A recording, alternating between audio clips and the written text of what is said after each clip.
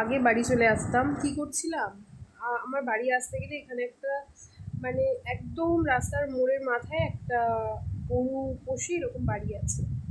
তো আমার গাছগুলোতে খাবার দিতে হবে।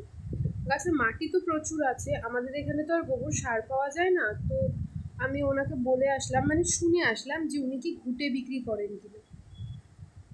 কালকে যাব ঘুঁটে কিনতে। তো বললো 100টা ঘুঁটের দাম 40 টাকা। তো এই ঘুঁটেগুলো নিয়ে আসবো, নিয়ে এসে ভিজিয়ে রেখে দেবো গাছে দেওয়ার জন্য, কেন কিনা লাউ গাছগুলোয় প্রচুর পরিমাণে ফলন হচ্ছে। আজকেও বাবা একটা লাউ কেটে এনেছে, তোমরা দেখলেই যে লাউটা এনেছে সেটা। তো এই মুহূর্তে গাছে খাবার না দিলে এখনও পুরো শীতকাল পড়ে আছে।